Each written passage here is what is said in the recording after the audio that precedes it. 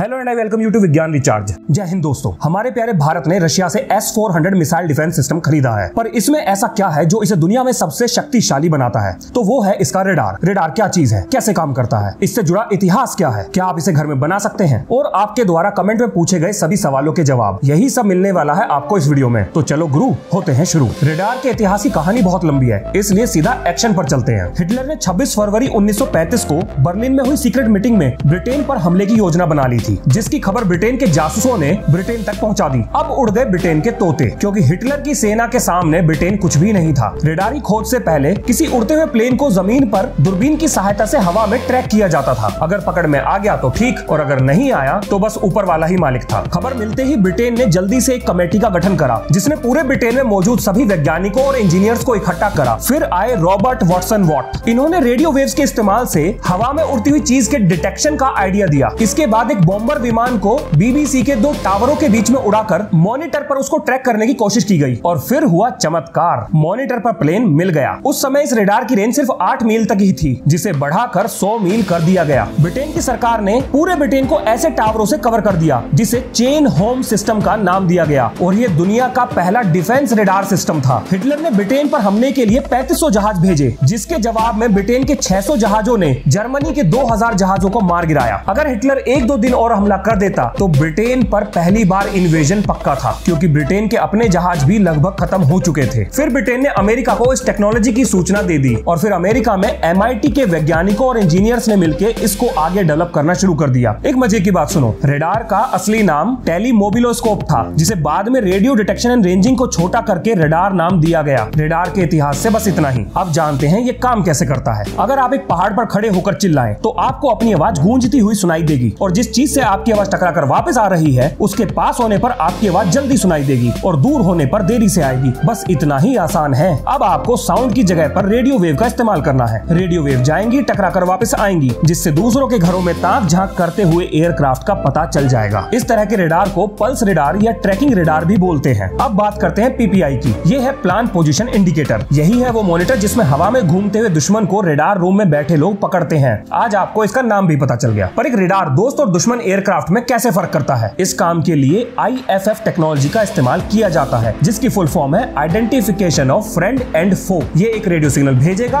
और एयरक्राफ्ट से जवाब आएगा। अगर जवाब सही हुआ तो उड़ता हुआ एयरक्राफ्ट दोस्त कहलाएगा, और अगर जवाब गलत हुआ या जवाब नहीं आया तो उसको दुश्मन की कैटेगरी में डाल दिया जाएगा, और उसके बाद शुरू होगा हमला। पर जरा सोचो, आप एक फाइटर प्लेन उड़ा रहे हो और आप ऐसी जगह पर हो जहां पर आपका ग्राउंड स्टेशन आपकी कोई मदद नहीं कर सकता। तब आप क्या करोगे? ऐसी स्थिति से निपटने के लिए एक छोटा सा रेडार प्लेन की नाक पर फिट किया जाता है, ताकि प्लेन में बैठा पायलट डाटा के आधार पर सही निर्णय ले सके। वापस चलते हैं ग्राउंड रेडार सिस्टम पर, क्योंकि हमारा इंतजार कर रही है एक बड़ी समस्या। एयरक्राफ्ट कभी भी एक जगह स्थिर नहीं रहते, तो उनकी सही लोकेशन का पता कैसे चलेगा? तो इस काम के लिए हम इस्तेमाल करेंगे CW रेडार का। इसमें 2 एंटीने का इस्तेमाल किया जाता है, एक रेडियो सिग्नल भेजेगा और दूसरा रिसीव करेगा। पर इससे फायदा क्या हुआ? देखो, रेडियो वेव भेजने वाला एंटीना हर समय एक ही फ्रीक्वेंसी पर काम करेगा, लेकिन रिसीवर पर रिसीव होने वाली फ्रीक्वेंसी हमेशा अलग होगी। पर कैसे? वो इसलिए क्योंकि अगर दुश्मन का जहाज हमारी तरफ बढ़ रहा है तो उससे टकराकर आने वाली रेडियो वेव जल्दी आ जाएगी, लेकिन अगर वो भाग रहा है तो उससे टकराकर आने वाली रेडियो वेव को समय लगेगा। और यही है क्लास 11th की फिजिक्स का डॉपलर इफेक्ट। इसी के आधार पर हम उसकी गति और उसकी लोकेशन का सही अनुमान लगा सकते हैं, और उसके बाद होगा उसके क्रियाक्रम का कार्यक्रम शुरू। चलो वापस चलते हैं प्लेन के रेडार पर। मान लो आपको रात के समय एक मिशन पर भेजा जाता है, और आपका दुश्मन बड़ी चालाकी से अपने प्लेन को नीचे उड़ाने लगता है। अब इससे होगा ये कि आपके प्लेन की नाक पर लगा रेडार जमीन पर मौजूद चीजें, जैसे कि पहाड़, पेड़ या बिल्डिंग से टकराकर आने वाली रेडियो तरंगों को भी दुश्मन समझ लेगा और आपके मॉनिटर पर दिखाएगा। अब ऐसी स्थिति में आप क्या करेंगे? क्योंकि अगर आपने हमला नहीं किया तो आप पर हमला होना पक्का है। तो यहाँ पर आपको फिर से बचाने आएगा डॉपलर इफेक्ट, मतलब आपके प्लेन में लगा फिल्टर मैकेनिज्म आपको मॉनिटर पर सिर्फ चलती हुई चीजों को ही दिखाएगा। अब इसे कहते हैं इंजीनियरिंग। पर एक बेसिक रेडार सिस्टम में क्या क्या चीजें होती हैं और वो काम कैसे करती हैं? ये मिलके बनता है 6 मेन चीजों से, जिसमें timer, transmitter, antenna, receiver, indicator और पावर सप्लाई ही मेन है। टाइमर का काम होता है छोड़े गए सिग्नल और रिसीव हुए सिग्नल के बीच में तालमेल बैठाना। ट्रांसमीटर रेडियो सिग्नल बनाकर एंटीने की मदद से छोड़ता है। रिसीवर उसे फिल्टर करके इंडिकेटर पर दिखाता है, और इन सभी को ऊर्जा देता है पावर सप्लाई मैकेनिज्म। अच्छा जरा सोचो, इतने सारे शेप्स के रेडार क्यों बनाए गए? किसी का एंटीना गोल होता है, कोई पैराबोलिक शेप का होता है और किसी के सर पे तो सिर्फ डंडा ही घूमता है। चलो इसे एक उदाहरण से समझो। मान लो एक पेट्रोल इंजन है, वो छोटा भी हो सकता है, बड़ा भी हो सकता है, पर उसका वर्किंग प्रिंसिपल बिल्कुल सेम होगा। उसका साइज और उसकी शेप हम अपनी जरूरत के हिसाब से डिजाइन करते हैं। इसी तरह से हर रेडार का वर्किंग मैकेनिज्म सेम ही है, बट उसकी शेप और उसका साइज हमारी जरूरत के हिसाब से डिजाइन किया जाता है। पैराबोलिक एंटीना बहुत दूर तक और बड़ी सटीकता से चीजों को ट्रैक कर सकता है, क्योंकि ये अपने आकार की वजह से रेडियो वेव्स को एक सिंगल पॉइंट पर फोकस करके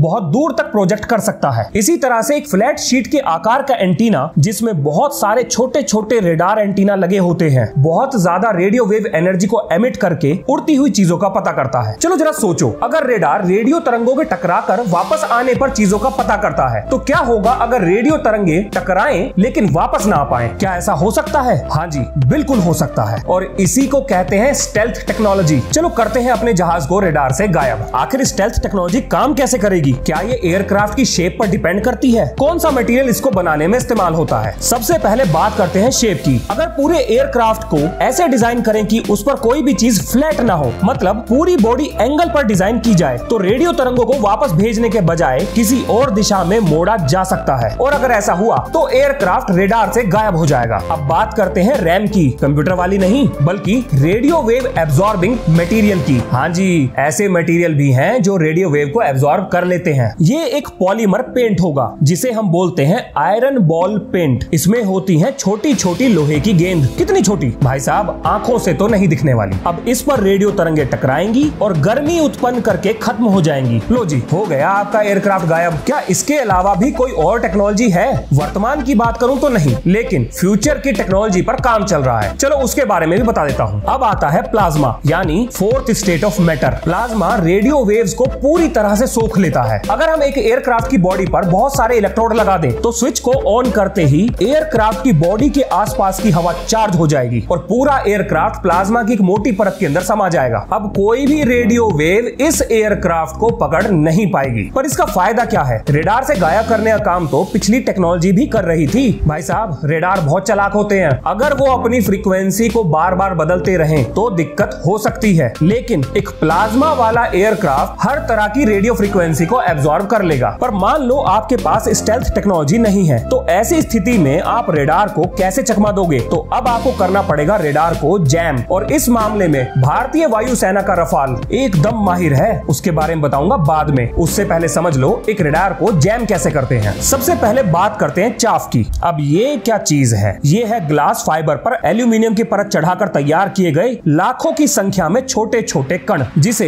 एक छोटे से डब्बे के अंदर पैक करके फायर किया जाता है। इनका आकार 1 सेंटीमीटर से भी छोटा होता है, और ये छोटे छोटे कण रेडियो तरंगों को आपस में उलझा देते हैं, और एक साथ रेडार पर इतने सारे बिंदु उभरने लगते हैं कि समझ में ही नहीं आता कि असली प्लेन है कहां पर। और इतने समय में तो एक प्लेन 9211 हो जाता है, और रेडार देखने वाले बुड़बक को पता ही नहीं चलता हुआ क्या। यहाँ एक जरूरी बात, जैमिंग से आप रेडार से गायब नहीं होते, बल्कि आपकी असली लोकेशन का पता नहीं चलता। दुश्मन को ये तो पता होगा कि आप कहीं पर हो, लेकिन हो कहां पर ये नहीं पता चलेगा। चाफ का इस्तेमाल रेडार गाइडेड मिसाइल से हमला होने की स्थिति में किया जाता है, क्योंकि जब रेडार को पता ही नहीं होगा कि आप हो कहां, तो मिसाइल आपको घंटा खोज पाएगी। कमाल की टेक्नोलॉजी है। पर मान लो आपके सारे चाफ खत्म हो गए, अब कैसे बचोगे? तो चिंता मत करो, इसका भी इलाज है। एक फाइटर प्लेन खुद की रेडियो वेव छोड़कर भी रेडार को उलझा सकता है। सबसे पहले रेडार रेडियो वेव छोड़कर प्लेन का पता लगाएगा। अब प्लेन सेम फ्रीक्वेंसी की रेडियो वेव छोड़कर रेडार को अपने अलग अलग जगह पर होने का ढोल खुद ही बजाएगा। हर बार ऐसा करने पर रेडार का मॉनिटर कुछ ऐसा दिखाई देगा। चलो वापस चलते हैं रफाल पर। भारत का रफाल ये सभी काम मक्खन की तरह कर सकता है। इसके साथ साथ उसमें एक डिकॉय भी है। मान लो आप अपना रफाल लेकर दुश्मन के इलाके में घुस गए और अब आप पर हो गया मिसाइल से हमला, तो अब आप एक डिकॉय की मदद से आती हुई मिसाइल को उसके रास्ते से भटकाकर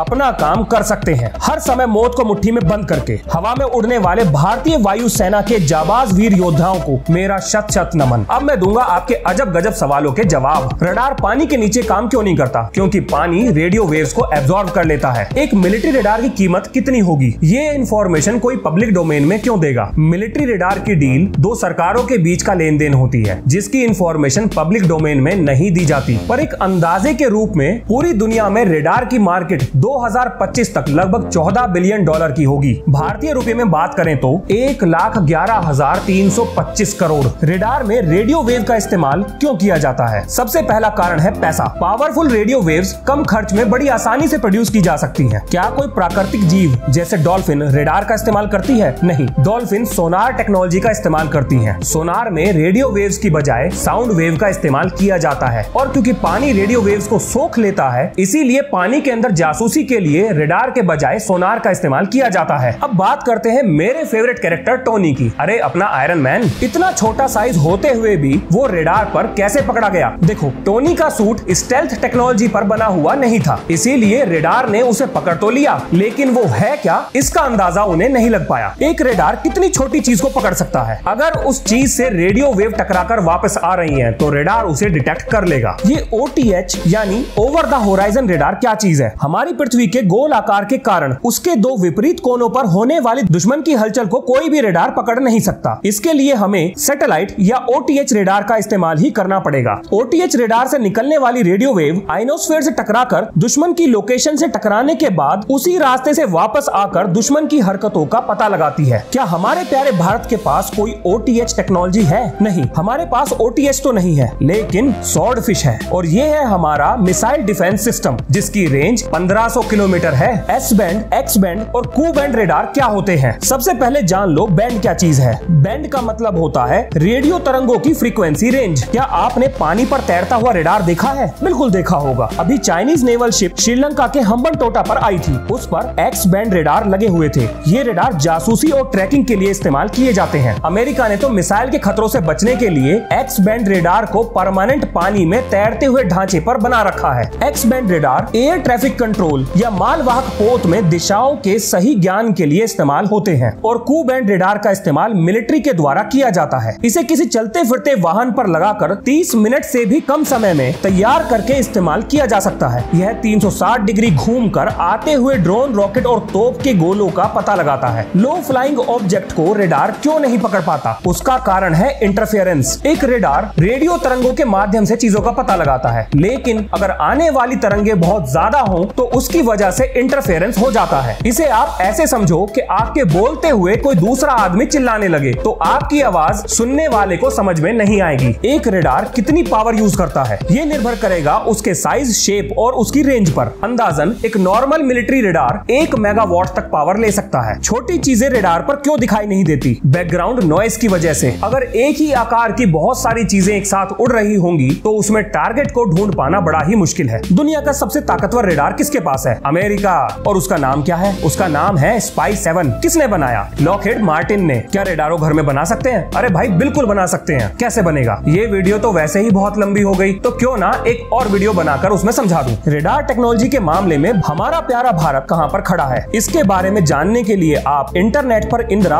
और स्वॉर्डफिश के बारे में पढ़ सकते हैं। हमारे वैज्ञानिक किसी से कम नहीं। मेरे देश की सुरक्षा बिल्कुल सही हाथों में है। मिलते हैं नेक्स्ट वीडियो में। जय हिंद, जय भारत।